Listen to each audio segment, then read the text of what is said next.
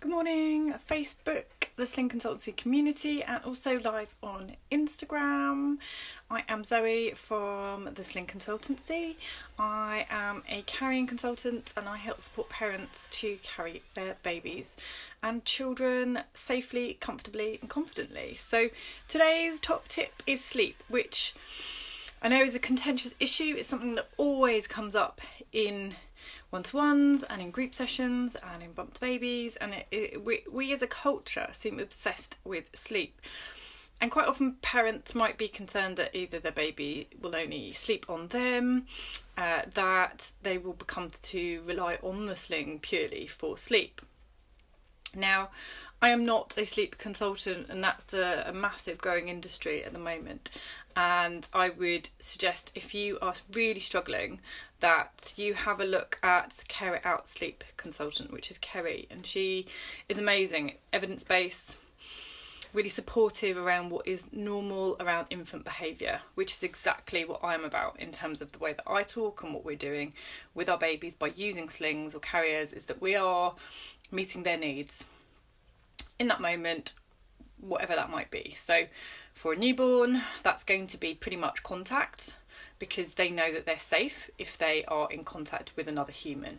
They know that that is the safest place for them, and that's more likely to ensure their survival. So quite often babies sound asleep on us and we go to put them down, and we'll try and roll them really carefully, and they wake up. Or they'll have shorter sleep, so they might only sleep for 20 minutes because their body knows that they are not safe. Biologically, anthropologically, evolutionary wise, they're not safe if they are not on somebody. Okay, so massively difficult period of time. You're going to be really, really tired as well. And if your baby is in a sling and is asleep, it is not safe for you to fall asleep, because you cannot monitor their airways and their breathing if you are also asleep. Now, if you have someone there that is also able to monitor those things, then you can absolutely fall asleep with your baby in a sling, as long as you can ensure that someone else is checking that their breathing is safe and that you're safe. That's absolutely fine. I would say that if you are finding it really difficult and you want to sleep in the day with your baby, then absolutely do some safe co-sleeping. Lie down on the floor, on a really hard surface, on a bed away from quilts, which, you know, we're not really using in this weather, and co-sleep in the day. So sleep next to them. There's some really good information out there on the information sleep boards, and basically you have the pillow up really high and your arm around baby. So it's, again, totally normal to do those things. I think one of the biggest things is that there are massive misconceptions around what is normal around infant sleep. And so what I try to do with parents and clients is to help adjust those expectations before it happens, because that makes a massive difference. For some reason, the media portrays it that babies just go in these magical other items away from us and they sleep and they, it's fine. And in reality, that doesn't quite match up. The sling can be a really useful tool if you have someone else around that can put the baby into the sling and they can go off and mum can then go and have a rest. That's a really useful tool. Babies then getting that one-to-one contact with somebody else. Quite often they do like it to be their mother. They like those smells, and those smells are really important for the oxytocin, signalling in our brain, maternal behaviours. And so it is important as well that as mothers that we focus on that too. Obviously the sling can mean that we can get out and about a little bit easier, so we can go for a walk. Baby often likes movement. Again, babies wouldn't, in the Stone Ages, in our caveman days, they would not have been put down in a cave and be left. We would have always been moving, and so they love movement. They love that slight constricted feeling in the carrier or the sling. I certainly found with Jude that he slept for much longer on my back in a woven wrap than in a buckle carrier, because it was just much more snuggly.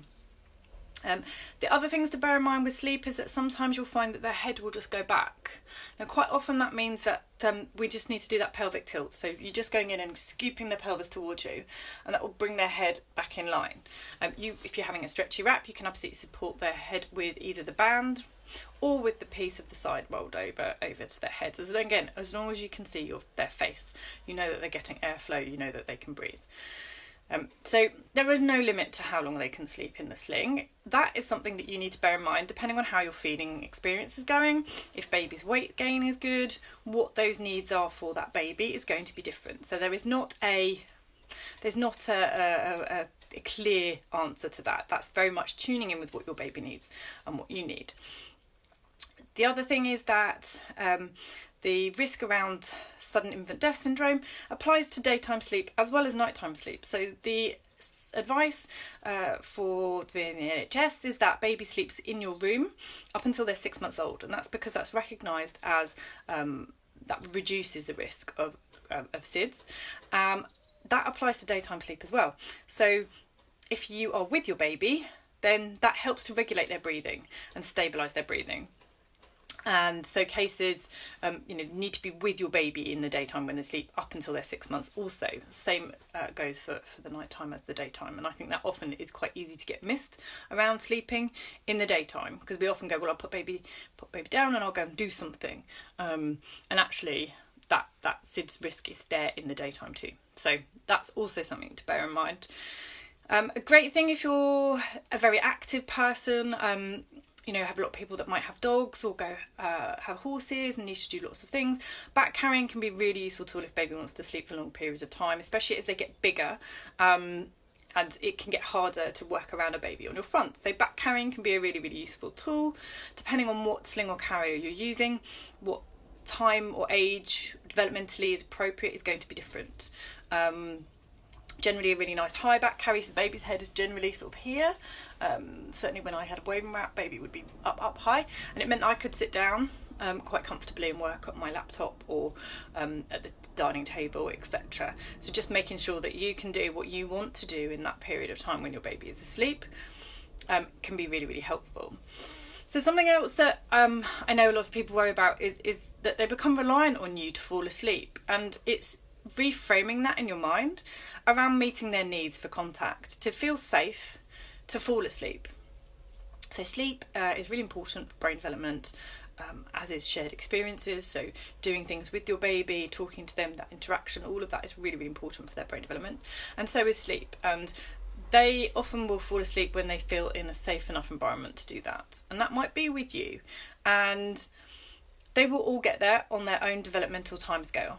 And that varies. And unfortunately, that developmental timescale doesn't work with what society suggests we should be doing. Because we need to be all going back to work and putting our babies in childcare so that we can keep that wheel turning of society. So we need to just adjust those expectations around what is normal and meet our baby's needs for sleep. That's my talk today. If you have any questions, just come back and let me know and I'll pop in.